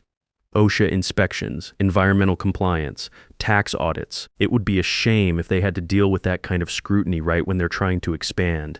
I understood now. She wasn't just harassing them for money. She was preparing to wage a campaign of bureaucratic warfare, using false reports to trigger investigations that would cost time, money, and reputation, even if the business was completely legitimate. "Linda, let me explain something to you," I said, keeping my voice calm and steady. "You're playing a dangerous game. Is that a threat? It's a reality check. You've already been convicted of elder abuse and financial fraud. You're on probation. Any attempt to harass my brother or interfere with his business will send you back to prison. I have a right to be in this town. I have a right to speak to people. You have a right to follow the terms of your probation. Nothing more." Linda's facade was cracking. I could see the anger and frustration she'd been hiding behind her fake politeness. "You people destroyed my life," she said. "I had everything planned out. I was taking care of business, making sure everyone was provided for. Then you showed up and ruined everything. We stopped you from committing murder. Danny was going to die anyway. He was old, he was sick, he was useless. At least my way, Nicole would have been taken care of." I stared at her. Even now, even after everything that had happened, she still believed she was the victim. She still thought Danny's life had no value except for what she could steal from it. "Linda, I'm going to make you an offer." One time only, she leaned back, suspicious. "What kind of offer?" "Leave town tonight. Don't come back. Don't contact Danny or Nicole. Don't file false reports. Just disappear from their lives forever. And if I don't, Then I'll make sure every law enforcement agency in Georgia knows exactly what you're planning. I'll document every violation of your probation, every attempt at intimidation, every false report you file. You'll be back in prison within a month. You can't prove. I can prove everything. You think I came down here unprepared? I've been recording our conversation. I have photos of you stalking my brother. I have statements from witnesses about your attempts to damage his business. I pulled out my phone and showed her the recording app, just like last time, Linda. You never learn? Her face went white. You bastard. The choice is yours. Leave voluntarily or get dragged away in handcuffs. But either way, you're done here. Linda sat in silence for a long moment, and I could see her calculating her options. She was realizing that her campaign of harassment had failed before it really began. Fine, she said finally, I'll leave. But this isn't over? Yes, it is. If you ever come back, if you ever contact my family again, if you ever try to hurt them in any way, I will make sure you regret it for the rest of your life. I stood up to leave, then turned back. Linda, you had a chance to be part of a real family. Rick loved you, Nicole trusted you, Danny welcomed you into his home. You threw all of that away for money. That's not on us. That's on you. The next morning, Linda's motel room was empty. According to her probation officer, she'd notified them of her intention to relocate to another state, which was within her rights as long as she followed the proper procedures. She's gone, I told Danny when I got back to the shop, and she won't be coming back. What did you say to her? I reminded her that actions have consequences, and I made it clear that if she ever bothers you again, those consequences will be severe. Nicole looked up from the engine she was working on. Is it really over? It's really over. Linda knows that any further contact will land her back in prison. She's not stupid enough to risk that. Danny nodded slowly. Thank you, Tyler, again. That's what family does. With Linda's threat neutralized, life at Bennett and Barnes returned to normal. The custom fabrication department was thriving, and they were booking projects months in advance. The business was so successful that they were considering opening a second location. But success brought new challenges. Danny was working 60-hour weeks, and the stress was starting to show. Nicole was juggling the technical side of the custom work with the administrative demands of a growing business. We need to hire a manager, Nicole said during one of our family dinners. Someone who can handle the day-to-day operations so Uncle Danny and I can focus on the work we're best at. That's a big step, Danny said. Bringing in someone from the outside to help run the business. It's a necessary step, Rose added. You can't keep working these hours forever. They ended up hiring Marcus Johnson, a former automotive engineer who had management experience with a large restoration shop in Tennessee. Marcus understood both the technical and business sides of the operation, and he fit in well with the culture Danny and Nicole had created. The best part about Marcus, Nicole told me, is that he thinks like an owner, not just an employee. He's always looking for ways to improve efficiency and quality. With Marcus handling more of the management responsibilities, Danny and Nicole were able to focus on what they loved most, the actual work. Danny spent more time on the restoration side, working on the challenging projects that required decades of experience. Nicole concentrated on the custom fabrication, where her combination of technical skills and creative vision was invaluable. The business continued to grow, but in a controlled way that maintained the quality and values that had made them successful. They won several industry awards, including Shop of the Year from Custom Car Magazine and Best Restoration from the National Classic Car Association. But the real measure of their success wasn't the awards or the money. It was the satisfaction of doing work they were proud of, treating people with respect, and building something that would last. You know what makes me happiest about all this? Danny said during one of my visits, it's not just that we survived what Linda and Mason did to us. It's that we used that experience to become better people. How so? We know what it's like to be powerless, so we treat our employees fairly. We know what it's like to be cheated, so we're honest with our customers. We know what it's like to have people give up on you, so we never give up on each other. Nicole nodded. Every time we hire someone new, every time we take on a new customer, we remember how it felt to be treated like we didn't matter.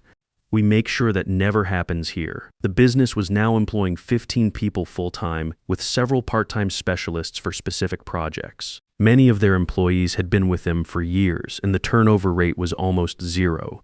People stay because they know they're valued, Marcus explained. Danny and Nicole don't just pay fair wages, they create an environment where everyone can do their best work. One of the most satisfying aspects of the business was the mentorship program Danny and Nicole had started.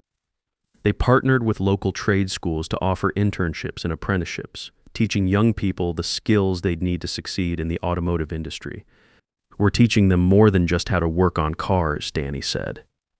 We're teaching them how to run an honest business, how to treat customers and employees with respect, how to take pride in their work. Several of their former interns had gone on to start their own shops, and they all maintained relationships with Bennett and Barnes. It was becoming a network of professionals who shared similar values about quality and integrity.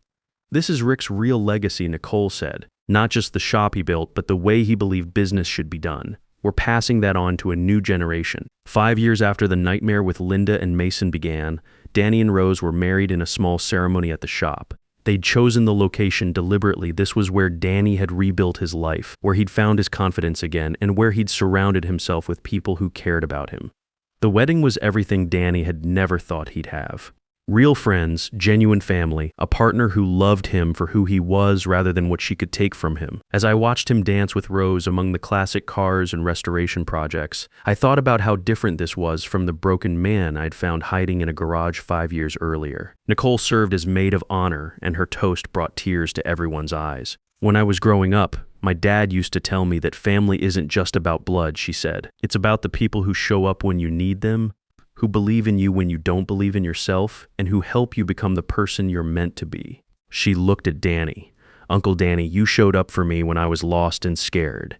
You believed in me when I had no skills and no confidence. You helped me become someone I'm proud to be. Then she looked at me. Tyler, you showed up for both of us when we couldn't save ourselves. You risked everything to give us back our lives. The business had grown beyond anything any of us had imagined. Bennett and Barnes now had 2 locations, employed 25 people, and had a waiting list that stretched 18 months out. They'd been featured on television shows, won national awards, and attracted customers from across the country. But success hadn't changed the core values that defined the company. Every employee was treated with respect, every customer got honest service, and every project was completed to the highest standard regardless of its size or profitability. We could probably double our revenue if we cut some corners. Marcus told me during the wedding reception. Rush jobs through faster, use cheaper parts, hire less skilled workers. But Danny and Nicole won't hear of it.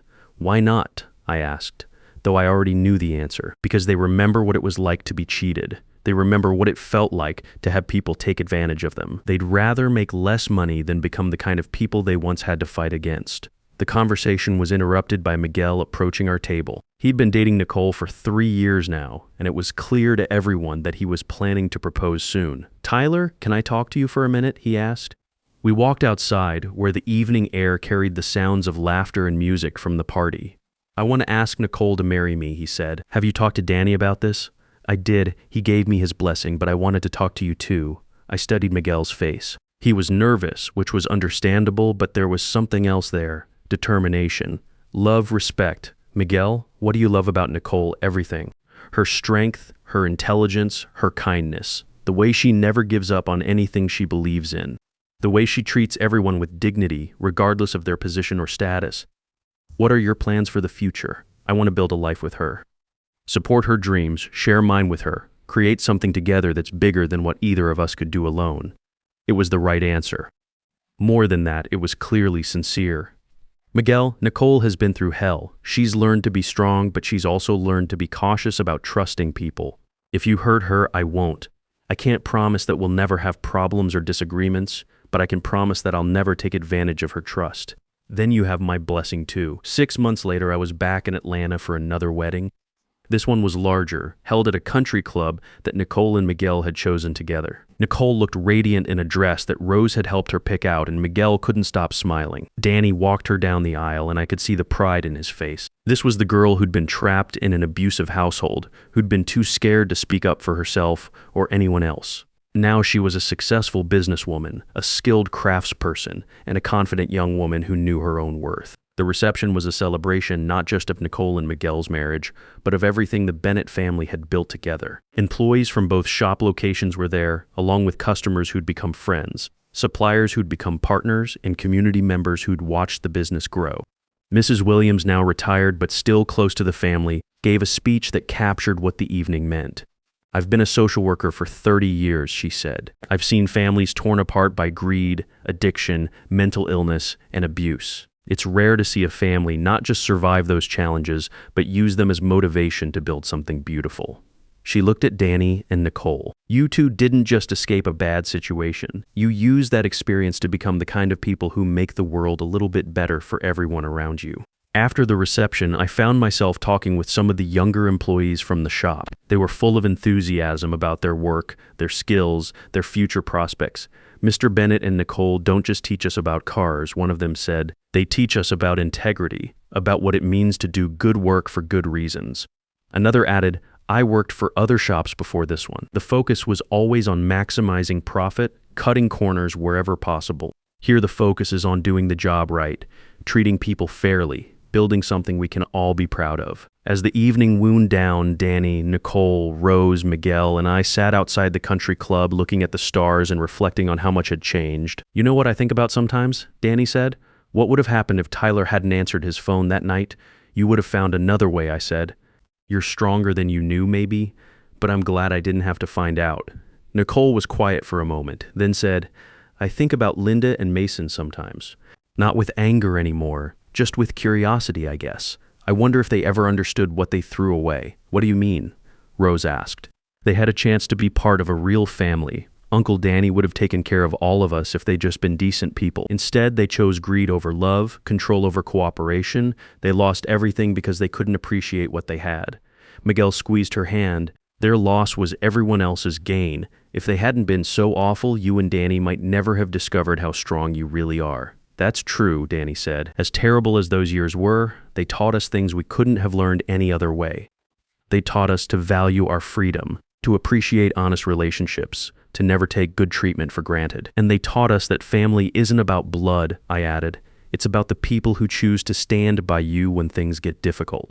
Looking around at the group, Danny and Rose, Nicole and Miguel, all of us together, I realized that we'd become something Linda and Mason had never understood. We'd become a real family, based on love and respect rather than obligation and control. The business would continue to grow, the relationships would continue to deepen, and the values we'd fought to preserve would be passed on to the next generation of employees, customers, and community members. But more than any of that, we'd proven something important, that it's possible to start over at any age, that it's never too late to choose who you want to be, and that the strongest families are the ones built on choice rather than chance. 7 years had passed since I first got that desperate phone call from Danny. As I sat in my office in Chicago looking out at Lake Michigan, I thought about how much had changed for all of us. The quarterly report from Bennett & Barnes was on my desk. They were now one of the most respected custom car shops in the Southeast, with annual revenues approaching $3 million. But numbers only told part of the story. Danny called me every Sunday, a tradition we'd maintained since the crisis ended. These weren't calls about problems anymore. They were conversations between brothers who'd learned not to take their relationship for granted. Tyler, you need to see what Nicole's working on now. Danny said during our most recent call, she's designing a completely electric drivetrain for a 1965 Mustang, keeping all the vintage aesthetics but with zero emissions and incredible performance. Sounds expensive. It is. But the customer doesn't care about cost. He cares about being able to drive his dream car without feeling guilty about the environment. Nicole figured out how to give him both. Nicole had become something of a celebrity in the custom car world. At 30, she was one of the youngest master fabricators in the country, and her innovative approach to combining classic styling with modern technology was attracting attention from major automotive manufacturers. She's been offered jobs with Ford and General Motors. Danny continued, big money, corporate benefits, the whole package. Is she tempted? Not even a little bit. She says she'd rather build something of her own than just be another employee in someone else's empire. That was the Nicole I knew, independent, creative, and completely committed to controlling her own destiny. The business had expanded beyond what any of us had originally envisioned. In addition to the 2 restoration and custom fabrication facilities, they'd opened a parts manufacturing division that specialized in reproduction components for classic cars. They were also running an apprenticeship program that had become a model for other trades. We've got applications from all over the country, Danny told me. Kids who want to learn not just the technical skills, but the business ethics that make a company sustainable. The apprenticeship program was Nicole's brainchild. She remembered what it was like to feel powerless and unprepared for the adult world, and she was determined to give young people the tools they needed to succeed. We don't just teach them to work on cars, she'd explained to me. We teach them to run honest businesses, to treat employees and customers with respect, to understand that success means more than just making money. Several of their former apprentices had started their own shops, creating a network of businesses that shared similar values. It was becoming a movement of sorts, a return to the idea that work should be meaningful and relationships should be based on mutual respect. The success had brought financial security that none of us had expected. Danny and Rose had bought a beautiful house on 10 acres outside Atlanta with a barn that Danny had converted into a personal workshop. Nicole and Miguel were building their own place on land adjacent to Danny's property, creating a family compound of sorts. But the most important change wasn't financial, it was psychological. The fear that had defined Danny's life for so many years was completely gone. He woke up every morning knowing that his life belonged to him, that his choices were his own, and that he was surrounded by people who genuinely cared about his well-being.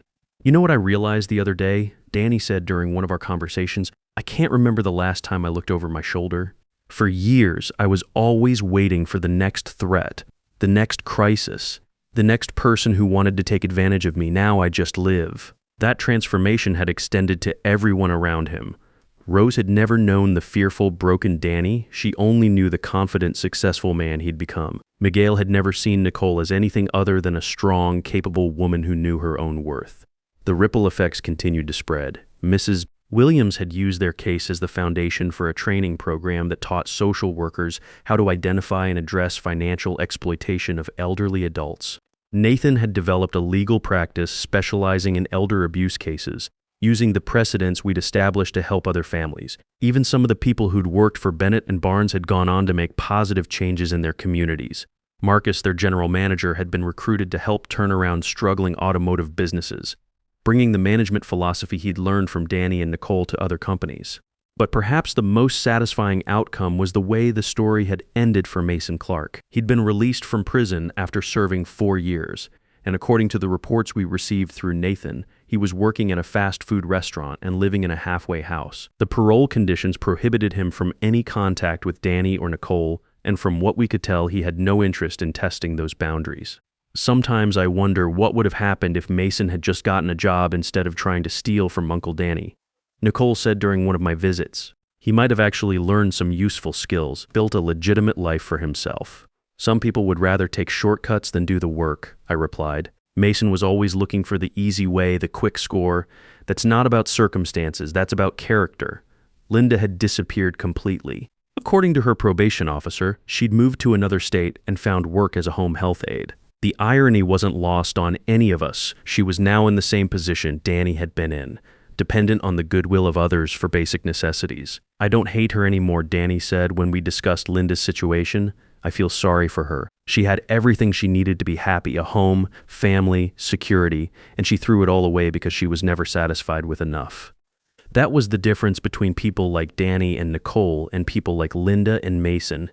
Danny and Nicole had learned to build and appreciate what they had. Linda and Mason had only known how to take and consume. The business continued to grow, but always in ways that preserved the values that made it special. When a major automotive corporation offered to buy them out for 8 figures, Danny and Nicole didn't hesitate to turn it down.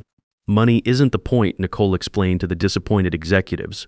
We're not trying to get rich quick. We're trying to build something that will still matter in 20 years. That long-term thinking extended to everything they did. They invested in equipment that would last decades rather than months. They hired people for their character and potential rather than just their current skills. They chose projects based on craftsmanship challenges rather than profit margins alone. The approach was working. Bennett and Barnes had 0 employee turnover, a 6-month waiting list for services, and a reputation that extended far beyond the automotive world. They'd been featured in business magazines as an example of how companies could be both profitable and ethical. The 10th anniversary of our ordeal was approaching, and Danny suggested we do something special to market. Not a celebration of the trauma we'd endured, but a recognition of how far we'd all come since then. I want to host an event, Danny said during one of our phone calls. Something that brings together all the people who helped us rebuild. Mrs. Williams, Nathan, the employees, the customers who became friends, everyone who believed in us when we were starting over. What kind of event? A charity auction. We'll restore a classic car and auction it off for a good cause. Maybe something that helps other families dealing with elder abuse or financial exploitation. The idea evolved into something bigger than any of us had originally envisioned. Bennett and Barnes would restore 3 different classic cars over the course of 6 months, documenting the entire process for a web series. The finished cars would be auctioned at a gala event with proceeds going to organizations that fought elder abuse. Nicole took charge of the project with characteristic enthusiasm. "We'll show people that restoration isn't just about cars," she said. "It's about taking something that's been damaged or neglected and bringing it back to better than its original condition." The parallel to their own lives wasn't lost on anyone. They chose 3 cars that reflected different aspects of their journey. The first was a 1967 Camaro SS that had been sitting in a barn for 30 years, neglected and forgotten, much like Danny had been when I found him. The second was a 1970 Plymouth Cuda that had been badly damaged in an accident, but still had good bones, representing the potential that had always existed in their family relationship. The third was a 1969 Mustang Mach-1 that would receive a complete modern drivetrain while maintaining its classic appearance, symbolizing their ability to honor the past while building something new. The web series attracted a huge following. People weren't just interested in the technical aspects of the restorations. They were drawn to the story behind them. Danny and Nicole were open about their history, using the platform to educate viewers about the warning signs of elder abuse and financial exploitation. "A lot of people think elder abuse only happens in nursing homes," Danny said during one of the episodes. "But the truth is, it's often family members who are the perpetrators. People who are supposed to love and protect you, but who see you as an opportunity instead." Nicole added, "The hardest part isn't the physical abuse or even the financial theft. It's the way it makes you doubt yourself, makes you think you deserve the treatment you're getting." The response was overwhelming. Thousands of people shared their own stories in the comments, many describing situations similar to what Danny and Nicole had endured. Others reached out for advice about family members they suspected were being exploited. Mrs. Williams appeared in several episodes as an expert consultant, explaining the resources available to people in abusive situations and the legal protections that existed. "What makes this case so powerful," she said, "isn't just that they survived the abuse. It's that they used the experience to build something positive. They didn't let it make them bitter or suspicious of everyone. They let it teach them to value genuine relationships and honest work." Nathan also participated, discussing the legal aspects of elder abuse and the importance of having proper documentation when reporting suspected crimes. "The evidence that Tyler gathered was crucial to our success in court," he explained. But just as important was the fact that the family was willing to work together to build a strong case. Too often, families are divided about whether to pursue legal action, and that division undermines the entire effort. As the auction date approached, the anticipation continued to build. All 3 cars were stunning examples of restoration artistry, but they represented something more than just mechanical expertise. They were symbols of resilience, transformation, and the power of second chances. The 1967 Camaro had been completely rebuilt from the frame up. Every component had been restored or replaced with exact reproductions. The engine was a numbers-matching 396 big block that now ran better than it had when it left the factory in 1967. This car represents the idea that no matter how neglected or forgotten you've been, you can still be brought back to your full potential, Danny explained to the cameras. "Sometimes it takes someone who believes in you to help you see what's possible." The 1970 Plymouth Cuda showcased their advanced fabrication skills. They'd repaired extensive collision damage, recreated missing body panels, and updated the suspension and braking systems while maintaining the car's original character. "This car teaches us that damage doesn't have to be permanent," Nicole said. "With enough skill, patience, and care, you can fix almost anything." The 1969 Mustang Mach-1 was their masterpiece of integration. Under the classic hood was a modern fuel-injected V8 engine producing 500 horsepower while meeting current emission standards. The interior featured custom-designed seats that looked period-correct but incorporated modern safety features. "This car represents the best of both worlds," Nicole explained. "It honors the past while embracing the future. You don't have to choose between respecting tradition and making progress." The auction gala was held at a convention center in Atlanta, with over 500 attendees. The cars were displayed like works of art, surrounded by video monitors showing highlights from the restoration process and interviews with the people who'd been part of the journey. Rose served as the MC, sharing stories about Danny's transformation and the values that had guided the business from the beginning. Miguel spoke about Nicole's leadership and vision. "I talked about what it meant to see your family not just survive trauma, but use it as motivation to help others. When the bidding began, the energy in the room was electric. These weren't just collector cars, they were symbols of triumph over adversity, pieces of a larger story about resilience and redemption. The 1967 Camaro sold for $125,000. The 1970 Plymouth Cuda brought $150,000. But it was the 1969 Mustang that generated the most excitement. The bidding started at $100,000 and quickly escalated. When the hammer finally fell, the winning bid was $275,000. The total proceeds of $550,000 were split between three organizations: the National Center on Elder Abuse, a legal aid society that specialized in elder law, and a job training program that helped people rebuild their lives after leaving abusive situations.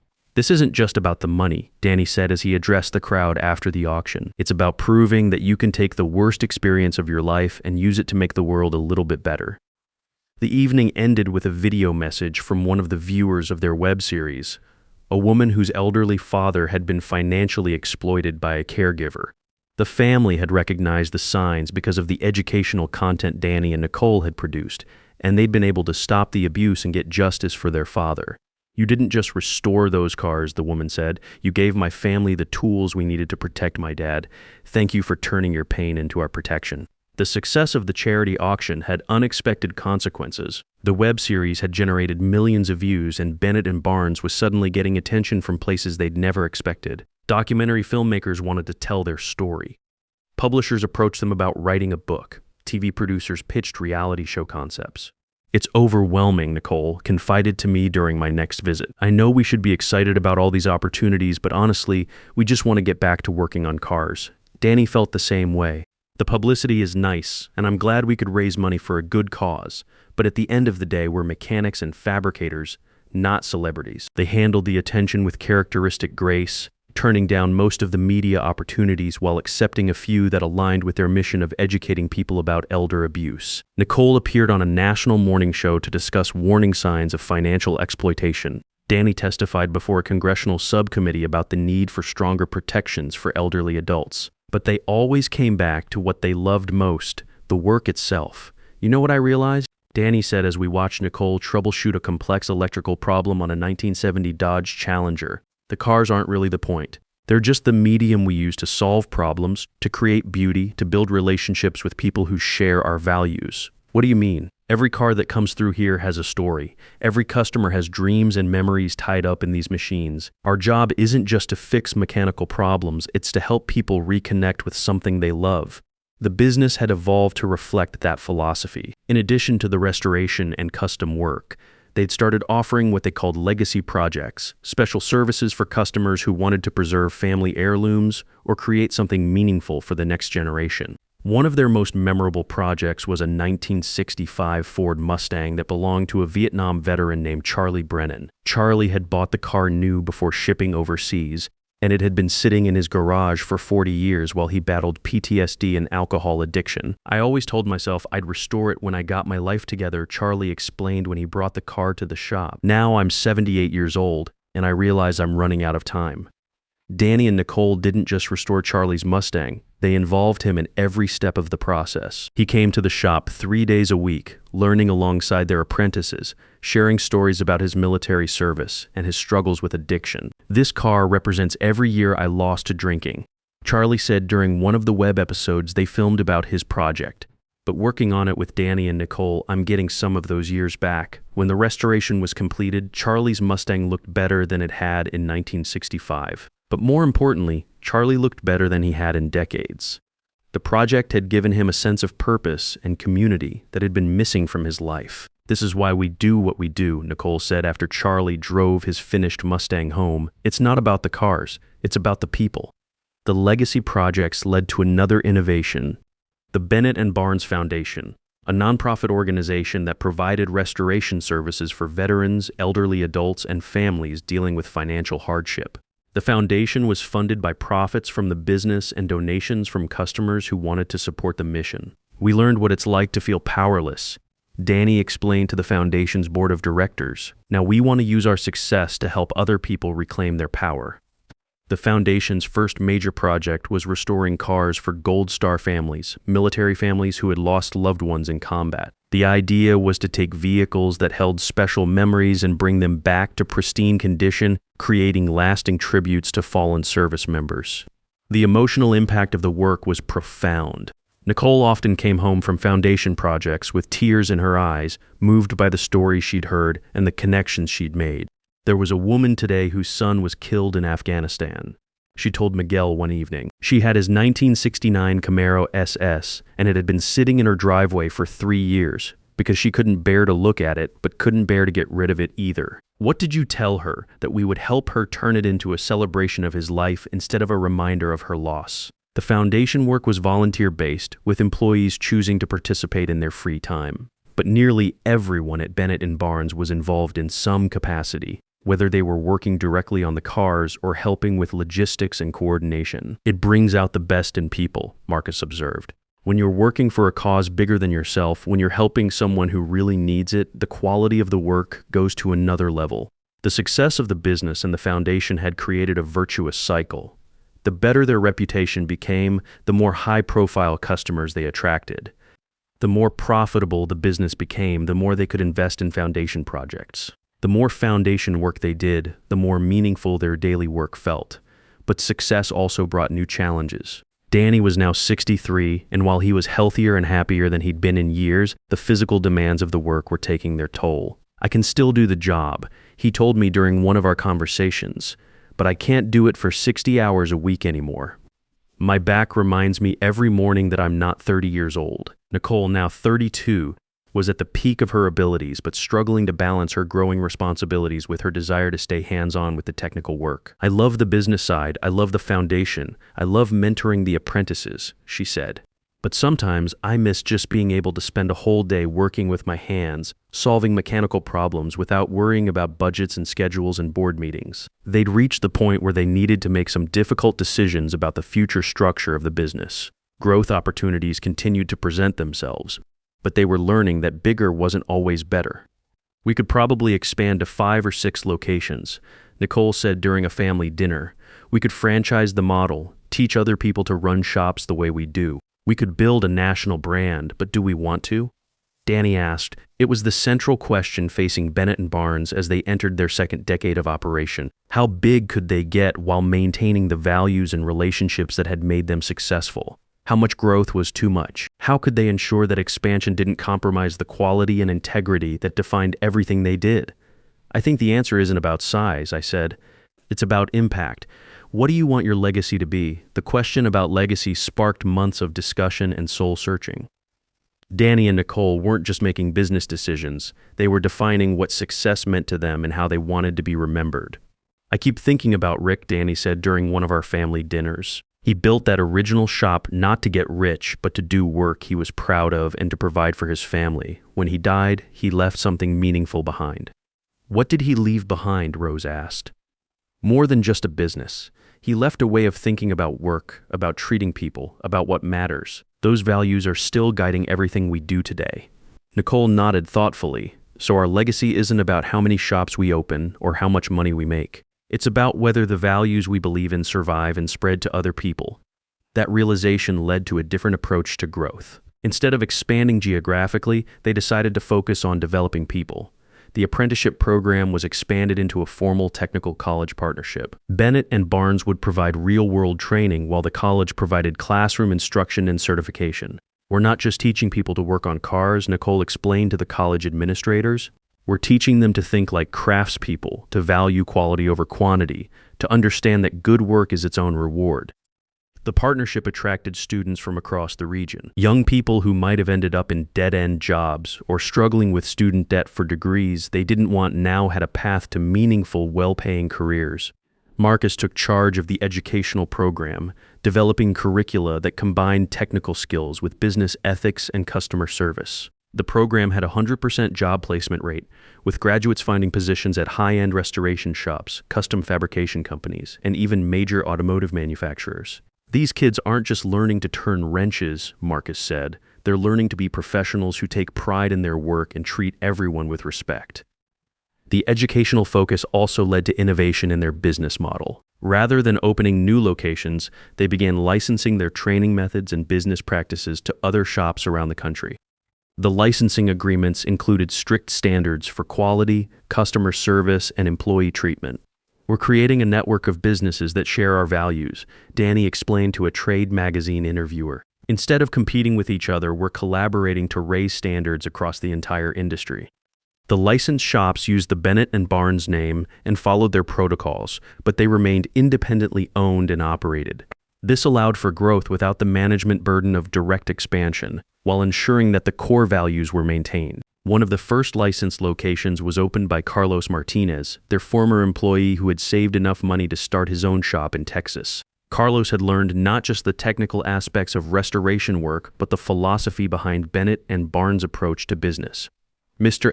Bennett and Nicole taught me that success isn't about taking advantage of people," Carlos said during the licensing ceremony. "It's about helping people get what they really want and doing it in a way that makes everyone proud of the result." The licensing model was so successful that they had waiting lists of qualified candidates wanting to open Bennett and Barnes affiliates. Each potential licensee underwent a rigorous evaluation process that focused as much on character and values as on technical and business skills. Meanwhile, the foundation work continued to expand. They'd restored cars for dozens of Gold Star families, completed projects for elderly veterans, and helped low-income families preserve vehicles that had special meaning.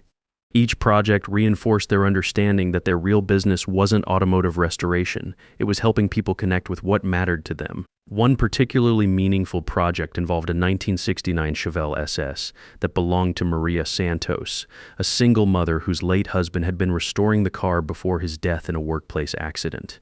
Maria couldn't afford to complete the restoration, but she couldn't bear to sell the car because her teenage son saw it as his connection to his father. The insurance settlement barely covered the funeral costs, Maria explained when she contacted the foundation. "I work 2 jobs just to keep up with the bills. But Carlos, that's my son. He sits in that car every evening talking to his dad. I can't take that away from him." The foundation restored the Chevelle completely free of charge, with Carlos Santos working alongside the Bennett and Barnes team as they completed his father's vision. When the car was finished, it wasn't just a beautiful restoration, it was a bridge between a son and his father, a way for Carlos to feel connected to the man he'd lost. "This project reminded me why we do this work," Nicole said after the Santos family drove away in their completed Chevelle. "It's not about the cars. It's about the stories, the memories, the connections between people." Danny agreed. "Every car has a story, and every customer has dreams tied up in that story. When we restore a car, we're not just fixing metal and glass, we're preserving someone's history, someone's connection to the people and experiences that matter to them." As Danny approached his 65th birthday, the question of succession planning became more urgent. While he was still healthy and active, he wanted to ensure that the business would continue to thrive regardless of his personal involvement. "I don't want to retire," he clarified during a family meeting. "I love this work too much to walk away completely. But I need to step back from the day-to-day management so Nicole can really take charge." Nicole was ready for the responsibility. At 33, she had developed into not just a skilled craftsperson, but a visionary leader who understood both the technical and business sides of the operation. She'd earned the respect of employees, customers, and industry peers through her expertise and integrity. "I want Uncle Danny to stay involved as long as he wants to," Nicole said. "But I also want him to be able to enjoy the success we've built without feeling like everything depends on him being here every day." The transition was planned carefully over the course of a year. Danny would remain as chairman of the board and master craftsman, focusing on the most challenging technical projects and mentoring young workers. Nicole would become CEO with full responsibility for strategic direction and daily operations. Marcus would become chief operating officer, handling the business aspects that allowed Nicole to stay connected to the creative and technical work she loved. The foundation would be spun off as a separate organization with its own board of directors, ensuring its mission would continue regardless of changes in the business. The transition ceremony was held on a crisp October morning at the original Bennett and Barnes location. Employees, customers, suppliers, and friends gathered to witness Danny officially pass the torch to Nicole as CEO. It was an emotional moment that represented more than just a change in management. It was the culmination of a journey that had started with abuse and desperation and led to success and purpose. 12 years ago, I was living in a garage, afraid of my own shadow, convinced that my life was over, Danny said as he addressed the crowd. Today, I'm standing in front of a business that employs 40 people, has helped hundreds of families, and has become a symbol of what's possible when you refuse to give up. He looked at Nicole, who was standing beside him in the crisp business suit she'd chosen for the occasion. Nicole didn't just help me build this business. She saved my life in ways I'm still discovering. She taught me that family isn't about blood. It's about the people who choose to stand beside you when everything falls apart. Nicole's acceptance speech was characteristically humble and forward-looking. I didn't know anything about business or cars when this journey started. What I learned is that success isn't about what you know when you begin. It's about your willingness to keep learning, to listen to good advice, and to never compromise your values for short-term gain. She gestured to the restored cars displayed around the shop. Every car we've worked on has taught us something. Every customer has shared something valuable with us. Every employee has contributed to making this place better. I may be the CEO now, but this company belongs to all of us. The ceremony was followed by a shop tour for visitors who had never seen the operation up close. What impressed people most wasn't the sophisticated equipment or the beautiful cars. It was the atmosphere of respect and collaboration that existed among the workers. You can tell a lot about a company by watching how people interact when they think nobody's watching, observed Dr. Patricia Williams, Mrs. Williams' daughter, who had taken over much of her mother's social work caseload here. Everyone treats everyone else like their opinion matters. One of the visitors was David Wilson, a journalist from Automotive Business Weekly who was writing a feature story about family-owned businesses in the industry. He spent 3 days at Bennett & Barnes interviewing employees and observing operations. What strikes me about this place, David told me during his visit, is how they've managed to scale their values along with their business. Usually, growth means compromise, cutting corners, reducing quality, treating people more like numbers. Here, they seem to have gotten stronger values as they've gotten bigger. The article that resulted from David's visit was titled "The Bennett & Barnes Way: How Values-Driven Leadership Creates Sustainable Success." It featured prominently in the magazine and was reprinted in several business journals. But perhaps the most meaningful recognition came from an unexpected source. The National Institute for Occupational Safety and Health selected Bennett & Barnes for a case study on workplace culture and employee satisfaction. The study found that the company had virtually zero employee turnover, near-perfect safety records, and job satisfaction scores that were off the charts. What we discovered, said Dr. Rachel Martinez, the NIOSH researcher who led the study, is that when employees feel genuinely valued and respected, when they understand how their work contributes to something meaningful, everything else falls into place. Productivity increases, quality improves, accidents decrease, and people actually look forward to coming to work. The study was used to develop training materials for other businesses looking to improve their workplace cultures. Nicole was invited to speak at conferences about leadership and employee engagement, though she always insisted on sharing the platform with Danny and Marcus. "I can't talk about leadership without talking about the people who taught me what it means," she would say. "Uncle Danny showed me that real strength comes from caring about others. Marcus showed me that good management is about creating conditions where people can do their best work. Tyler showed me that family means being willing to sacrifice for each other." Meanwhile, the licensing program continued to expand. By the end of Nicole's first year as CEO, there were Bennett & Barnes affiliate locations in 8 states, with more in the planning stages. Each location maintained the same standards for quality and customer service, creating a network of businesses that customers could trust regardless of their location. The success of the affiliate program attracted attention from private equity firms looking to buy the company and expand it rapidly. The offers were substantial, minus to make Danny, Nicole, and their key employees financially independent for life. $10 million for 60% of the company. Nicole reported during a family dinner, "They want to take us nationwide within 5 years. What did you tell them?" I asked. "I told them we'd think about it," Nicole said, "but honestly, I can't imagine giving up control of something we've worked so hard to build." Danny agreed. "The money would be nice, but money isn't why we do this. If we sold to private equity, they'd focus on maximizing profits. They'd cut costs, reduce quality, treat employees like expenses instead of assets. Within 5 years, Bennett & Barnes would be just another chain of auto shops with no soul." The decision to turn down the buyout offer was unanimous among the key stakeholders. They'd rather grow slowly while maintaining their values than get rich quick by compromising everything they'd built. "We've already won," Nicole said. "We have meaningful work, financial security, and the respect of our industry. What more do we need?" The refusal to sell attracted even more positive attention. A Harvard Business School case study was written about their decision-making process, examining how values-driven companies evaluate growth opportunities differently than profit-maximizing firms. The Bennett and Barnes case illustrates that there are successful business models beyond the typical venture capital approach of rapid growth followed by profitable exit, wrote Professor James Morrison in the Harvard Business Review. Sometimes the real victory is building something that can sustain itself indefinitely while continuing to serve its community and stakeholders.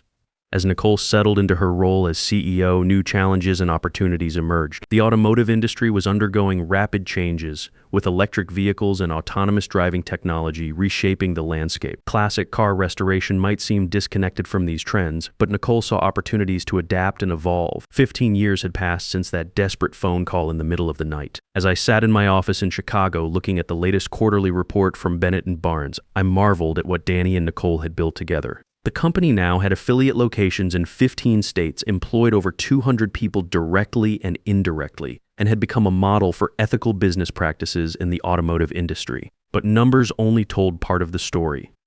The real measure of their success was in the lives they'd touched and the values they'd spread. Danny, now 68, had found the perfect balance between staying involved and letting go. He spent his mornings at the shop working on the most challenging restoration projects, and his afternoons either fishing with Rose or volunteering at the foundation. His health was excellent, his spirits were high, and he had the contentment that comes from knowing you've lived a meaningful life.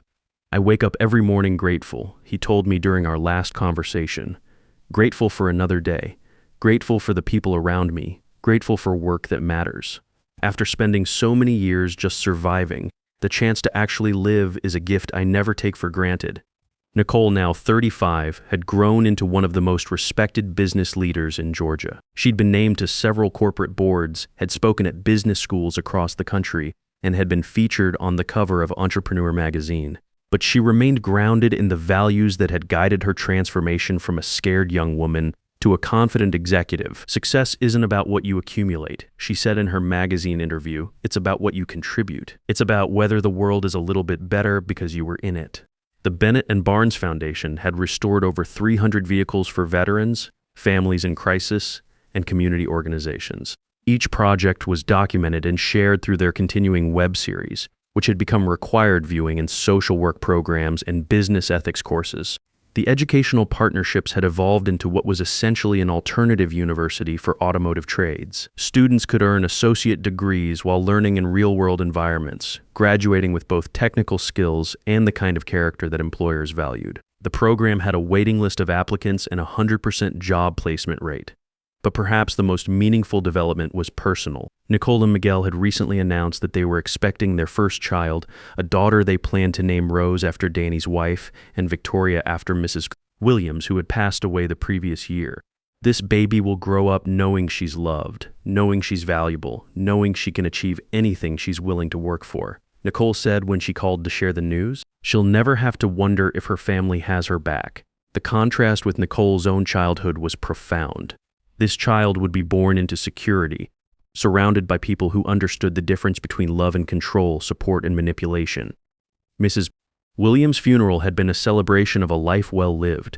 The church was packed with families she'd helped over 3 decades of social work. Danny and Nicole spoke about how she'd seen through Linda's facade and recognized their potential when they couldn't see it themselves. Mrs. Williams taught us that sometimes the most important thing you can do is believe in someone when they don't believe in themselves. Nicole said in her eulogy, "She saw past our circumstances to our possibilities."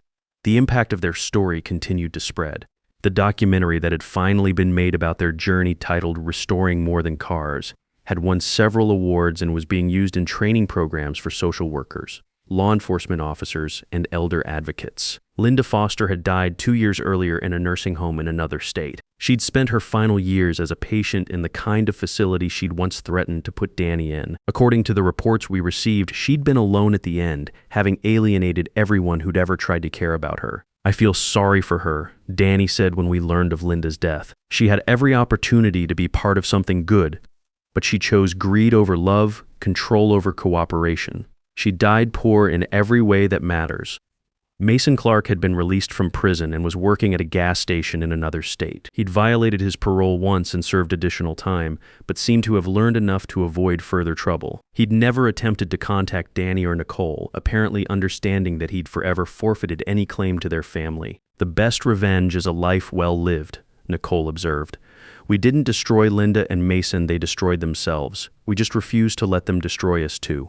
As I reflected on the journey that had brought us to this point, I thought about the lessons we'd all learned. The most important one was that family isn't defined by blood or obligation, but by love and choice. Danny, Nicole, Rose, Miguel, and I had become a family because we'd chosen to support each other through difficulties and celebrate each other's successes. The second lesson was that it's never too late to start over. Danny had rebuilt his life at 58. Nicole had discovered her potential in her early 20s, and together they'd created something that would outlast them both. The third lesson was that success without meaning is hollow. They could have sold the business for millions, retired to luxury, and lived comfortably ever after. Instead, they'd chosen to build something that would continue to serve others long after they were gone. My phone rang, interrupting my reflections. It was Danny calling with his usual Sunday check-in. "Tyler, I wanted you to hear this first," he said, and I could hear the excitement in his voice. "Nicole and Miguel have decided to name their daughter Tyler Rose Bennett Rodriguez. Tyler after you, Rose after my wife, and they're giving her both family names." I felt tears in my eyes. That's an honor I never expected. "You saved our lives, Tyler. You gave us the chance to build something meaningful. Of course we want to name our first daughter after you." As we talked about the baby, about the business, about plans for the future, I realized that this was what victory looked like. Not the dramatic moment of Linda and Mason's arrest, not the courtroom vindication or the business success, but this quiet conversation between brothers who'd learned never to take their relationship for granted. The story that had begun with abuse and desperation had become a story about redemption and hope. It proved that with enough courage, enough support, and enough determination, anyone can write a new ending to their life. And sometimes, if you're very lucky, that new ending becomes the beginning of something even better for the people who come after you. Tyler Rose Bennett Rodriguez would grow up in a world where family meant safety, where work meant purpose, and where success meant making life better for others. That's a legacy worth fighting for. Sometimes the greatest victory isn't defeating your enemies, it's refusing to become like them, and using your pain to prevent others from suffering the same fate. The measure of a life isn't what you survive, but what you build from the ashes, and whether the next generation inherits your strength instead of your scars.